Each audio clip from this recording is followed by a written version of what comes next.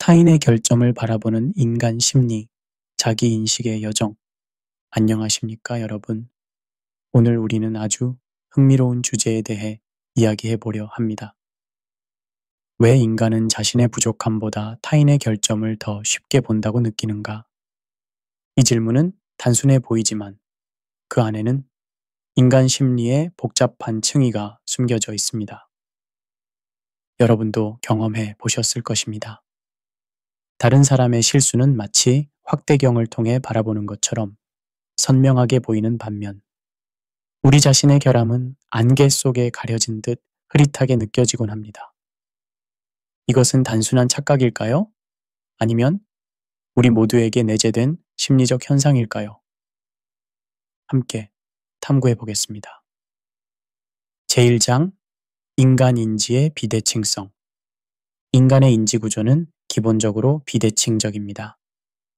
이는 신경과학, 인지심리학, 그리고 진화심리학적 관점에서도 명확하게 확인됩니다.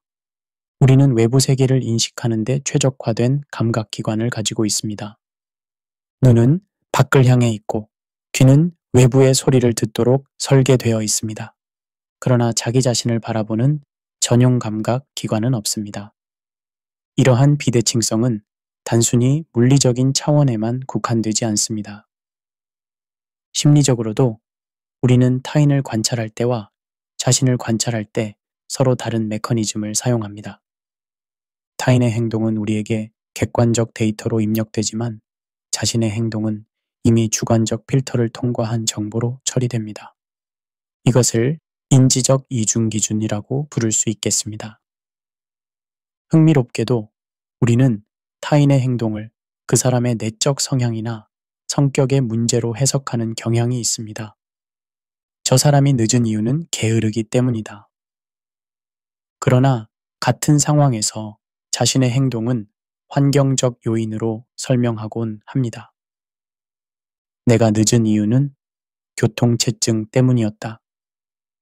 심리학에서는 이를 근본적 귀인 오류라고 부릅니다.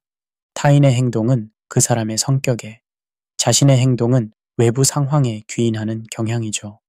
이러한 비대칭은 우리가 왜 타인의 결점에 더 민감한지를 부분적으로 설명해 줍니다.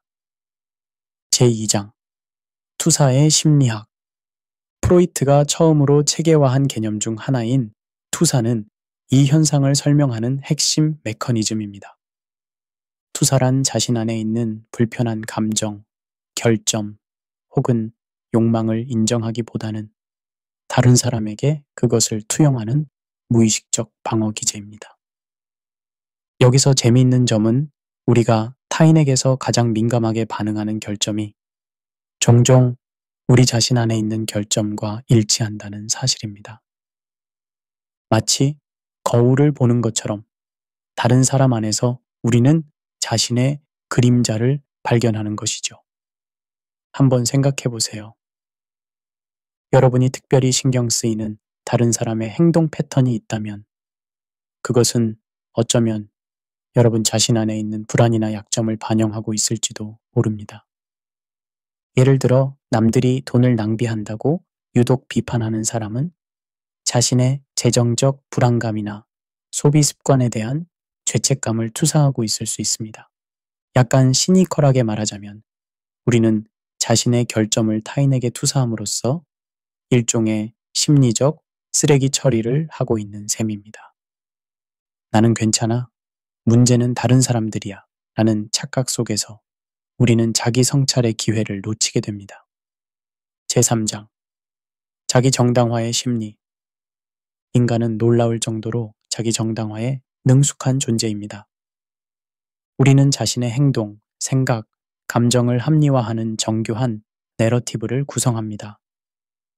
이러한 자기 정당화는 인지 부조화를 줄이고 자존감을 보호하는 데 중요한 역할을 합니다.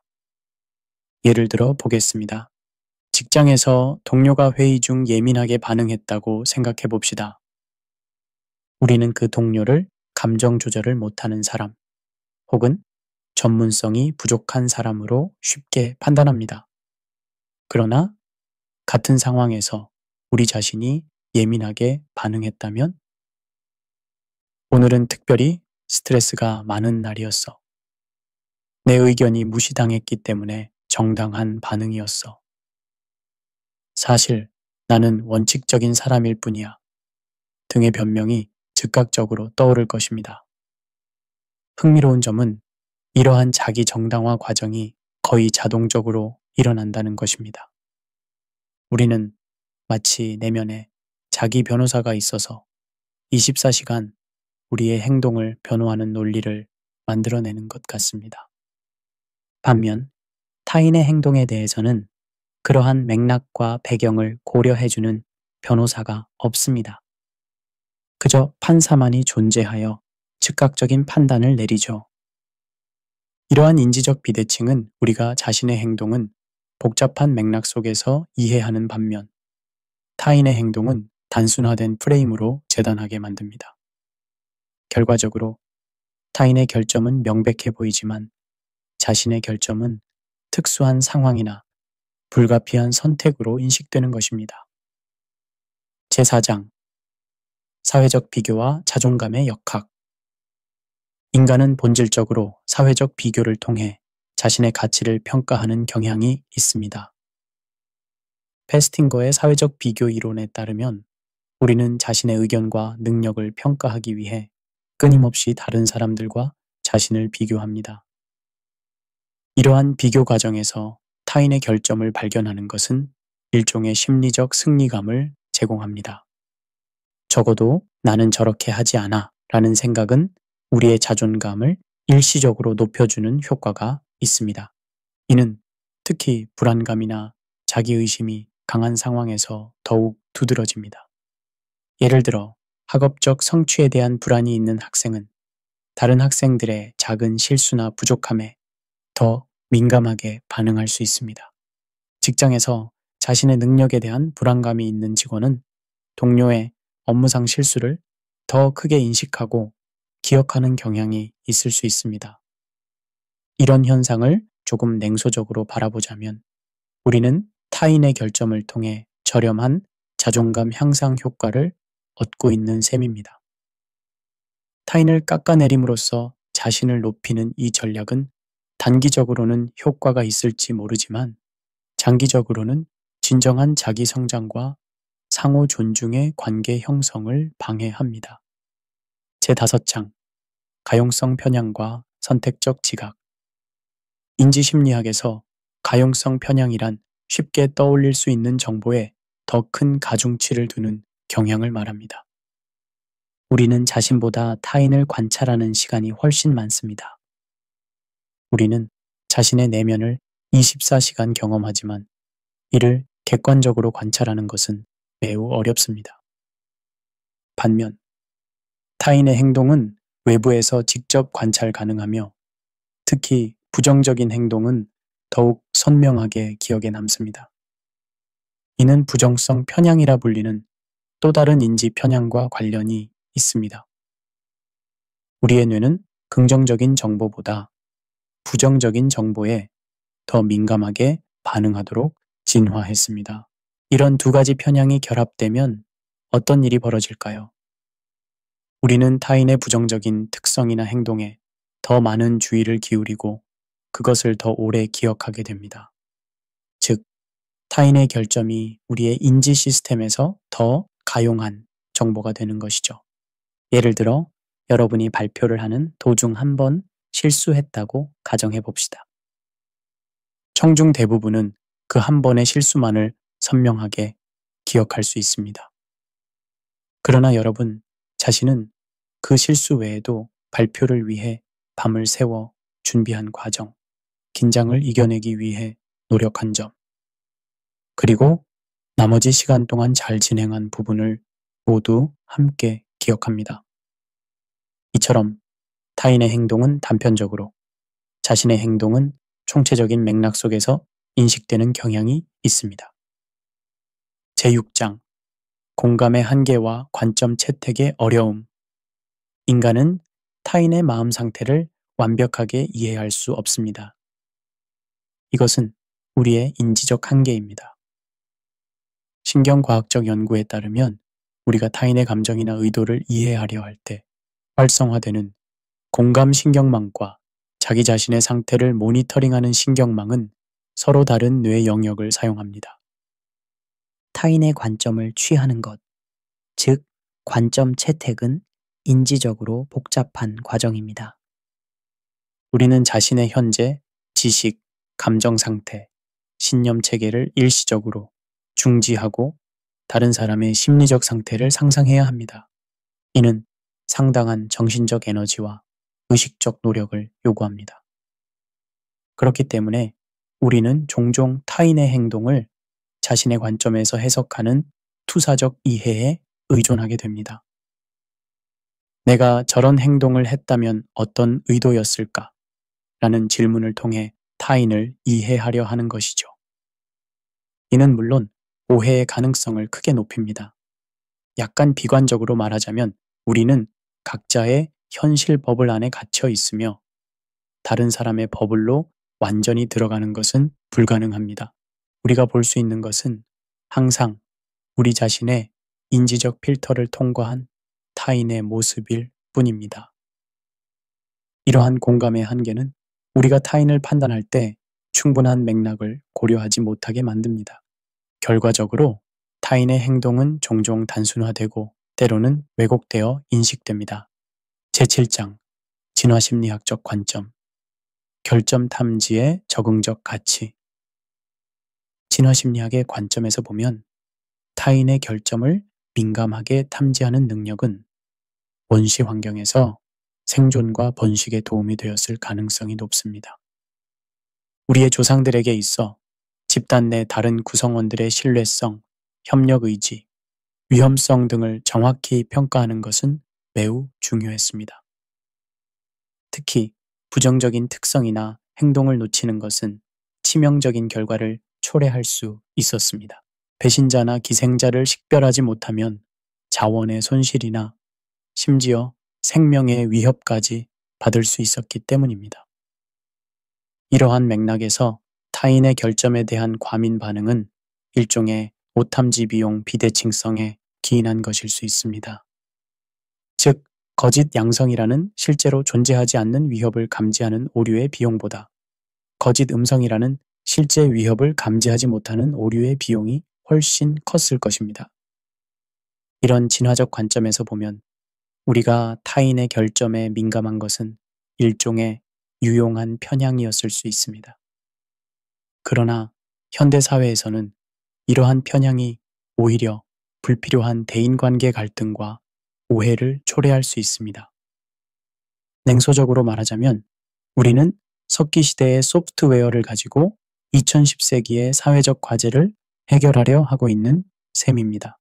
타인의 결점을 과도하게 민감하게 감지하는 이 오래된 심리적 메커니즘은 현대의 복잡한 사회적 맥락에서는 종종 부적응적일 수 있습니다.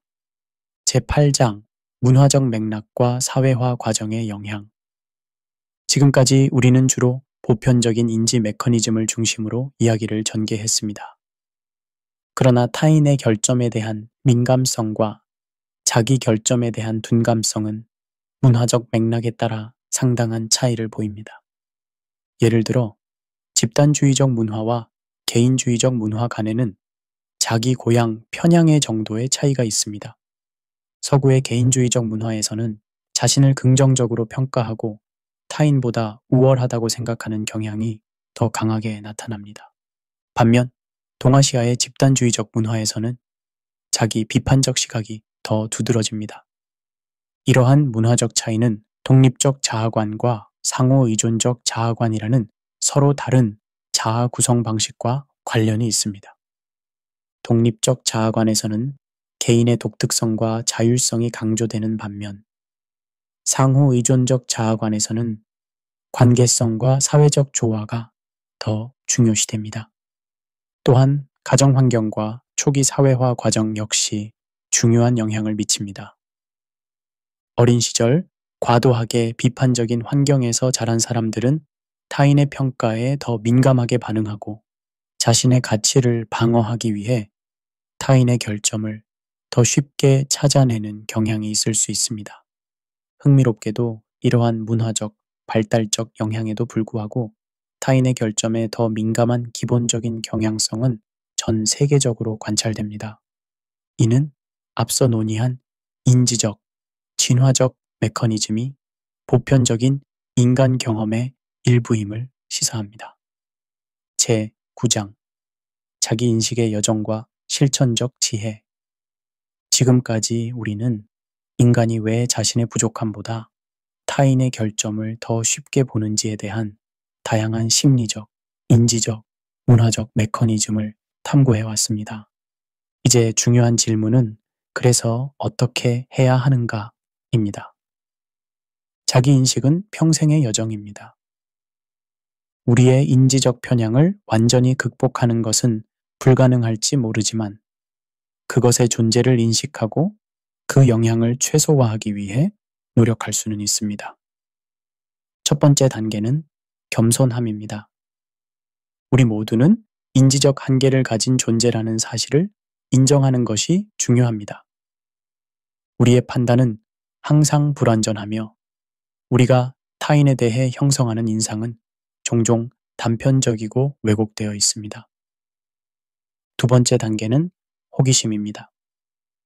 타인의 행동에 대한 즉각적인 판단보다는 그 행동의 맥락과 배경에 대한 진정한 관심을 갖는 것이 중요합니다.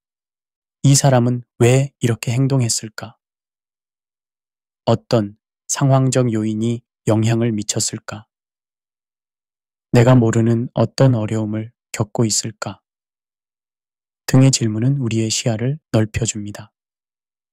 세 번째 단계는 자기 성찰입니다.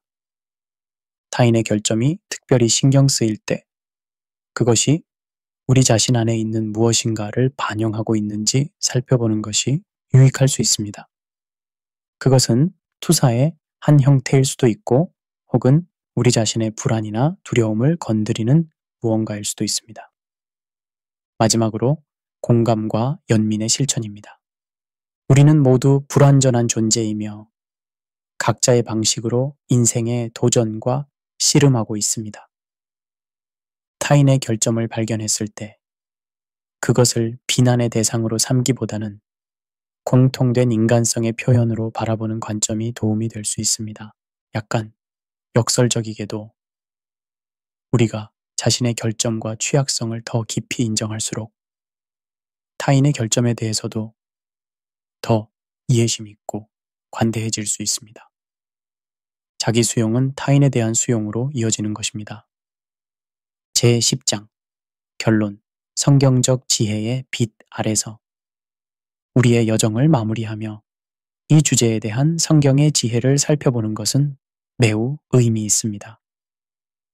흥미롭게도 인간의 이러한 심리적 경향성은 수천 년 전 성경에 이미 통찰력 있게 기록되어 있습니다. 마태복음 7장 3절부터 5절에는 다음과 같은 예수님의 말씀이 있습니다.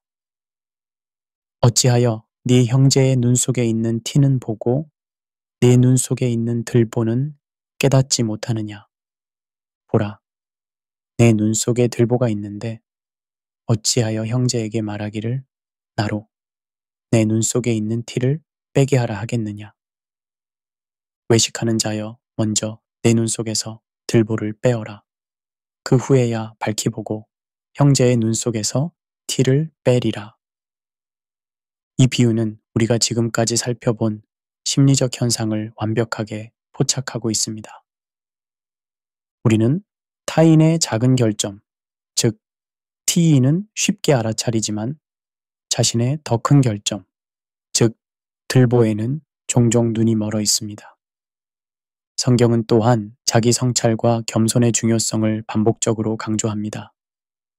잠언 16장 18절에서는 교만은 패망의 선봉이요 거만한 마음은 넘어짐의 앞잡이니라 라고 말합니다.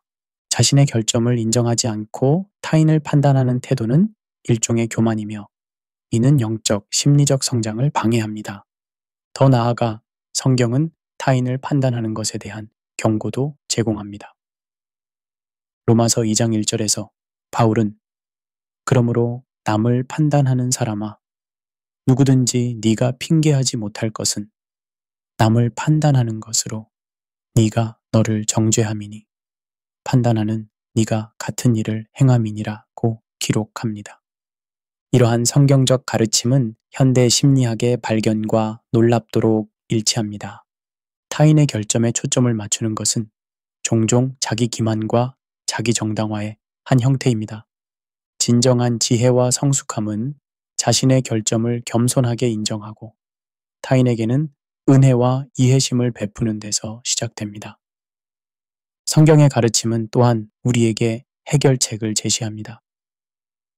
갈라디아서 6장 1절에서는 형제들아 사람이 만일 무슨 범죄한 일이 드러나거든 신령한 너희는 온유한 심령으로 그러한 자를 바로잡고 너 자신을 살펴보아 너도 시험을 받을까 두려워하라 고 권면합니다. 이 구절은 타인의 결점을 다룰 때의 올바른 태도를 가르쳐 줍니다. 첫째, 온유한 심령으로 접근해야 합니다. 둘째, 항상 너 자신을 살펴보는 자기 성찰의 자세가 필요합니다. 셋째, 우리 모두가 동일한 인간적 취약성을 공유하고 있다는 겸손한 인식이 중요합니다. 결국 성경의 지혜는 우리가 탐구해온 심리적 메커니즘에 대한 깊은 이해를 제공할 뿐만 아니라 그것을 넘어서는 영적, 윤리적 지침도 제시합니다. 타인의 결점보다 자신의 부족함에 먼저 주의를 기울이고 판단보다는 이해와 연민의 태도를 갖추는 것이야말로 성경이 우리에게 가르치는 진정한 지혜의 본질입니다. 마태복음 22장 39절에 내 이웃을 네 자신과 같이 사랑하라는 가르침은 단순한 도덕적 명령이 아니라 우리의 인지적 편향을 극복하기 위한 실천적 지혜를 담고 있습니다. 타인을 자신과 같이 사랑한다는 것은 우리가 자신에게 베푸는 관대함과 이해심을 타인에게도 동일하게 적용하는 것을 의미합니다. 성경의 가르침은 인간 심리의 복잡한 층위를 꿰뚫어보고 그 너머의 길을 제시합니다. 우리가 타인의 결점에 더 민감한 것은 인간의 보편적 경향성이지만 그것을 인식하고 초월하는 것은 우리의 선택입니다. 그리고 그 선택의 여정에서 성경의 지혜는 우리에게 가장 신뢰할 만한 나침반이 됩니다. 긴 시간 동안 이 오디오북을 경청해 주셔서 진심으로 감사드립니다. 오늘 우리가 함께 탐구한 타인의 결점을 바라보는 인간 심리에 대한 이해가 여러분의 자기 인식과 대인 관계에 작은 도움이 되었기를 바랍니다. 인간 심리의 복잡한 메커니즘을 이해하는 것은 자신과 타인을 더 깊이 이해하고 수용하는 첫걸음입니다. 우리 모두는 완벽하지 않으며 각자의 방식으로 성장과 배움의 여정을 걷고 있습니다. 앞으로도 더 많은 심리학적, 철학적, 그리고 영적 주제를 함께 탐구해 나가고 싶습니다. 이 채널을 구독하시면 정기적으로 새로운 오디오북과 컨텐츠를 받아보실 수 있습니다. 또한 여러분의 소중한 의견과 다음에 다루었으면 하는 주제를 댓글로 남겨주시면 큰 도움이 됩니다.